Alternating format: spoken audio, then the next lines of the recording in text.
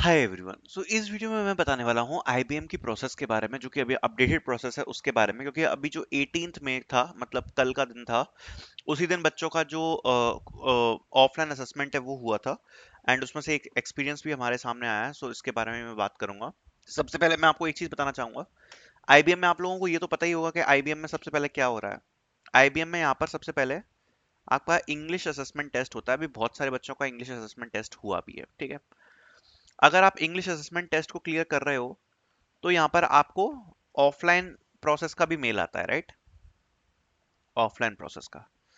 अब offline process के multiple centres होते हैं। आप किसी भी सेंटर्स में जाके जो आईबीएम की ऑफलाइन प्रोसेस है उसको आप कंप्लीट कर सकते हो।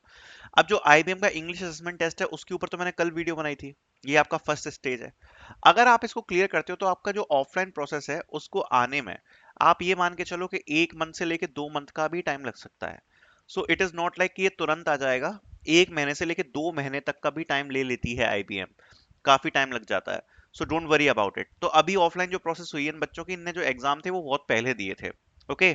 तो अब आप देखो, मैं एक्सपीरियंस दिखा देता हूँ भैया। 18 को आईबीएम का कोडिंग टेस्ट है इन एमआईटी यूनिवर्सिटी। कैसे प्रिपेयर करूँ, 2 दिन का प्लान दे दीजिए। इंटरव्यू के लिए आपकी कोई शीट है मेरे पास, कोडिंग का बता दीजिए। सो मैंने बोला था कि मीडियम लेवल के क्वेश्चन एक बार array strings bits numbers related इतना रिवाइज मार लेना।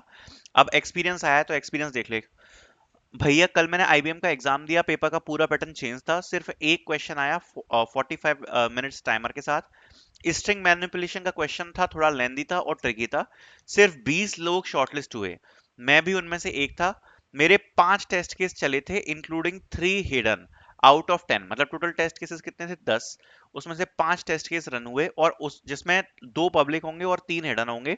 और उसी में जो टेस्ट था वो इनने क्लियर कर लिया। अब सोचो कितनी अच्छी बात है। और केवल 20 लोग शॉर्टलिस्ट हुए। उन्होंने सेम डे इंटरव्यू भी ले लिया। इंटरव्यू इजी था। मुझसे एक कोड लिखवाया था, to print the frequency of the character in a string. बाकी बस सीवी पूछी and no SHL English assessment, ठीक है। सिंपल बात ये कि अगर आपका ऑफलाइन प्रोसेस आता है, ऑफलाइन प्रोसेस में 45 मिनट्स का टाइम है। एक कोडिंग क्वेश्चन है।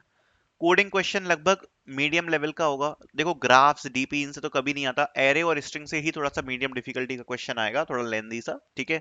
45 मिनट्स का टाइमर था। अब इनने अगर 5 टेस्ट केसेस भी चालू कर दिए तो इससे आप समझ रहे हो कि मतलब ऐसा नहीं कि यहाँ पे कुछ बहुत हाई कंपटीशन है।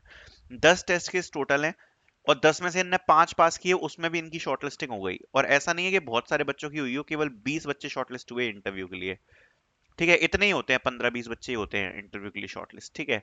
और उसमें इनका भी नाम था। फिर उसके बाद ऑफलाइन इंटरव्यू हुआ है, सेम डे पर ही हुआ है। जिसमें क्या पूछा, एक कोडिंग क्वेश्चन पूछ लिया, frequency of the character, and उसके बाद सारा सीवी रिलेटेड पूछा। So this was the process, ठीक है। तो अगर आपका क्लियर होता है यहाँ पर टेस्ट, तो आपको भी ऑफलाइन प्रोसेस का मेल आ जाएगा। ऑफलाइन प्रोसेस का मेल आने के बाद ये प्रोसेस का एक्सपीरियंस मैंने आपके साथ शेयर किया। I hope you guys like this video. Thank you so much for watching.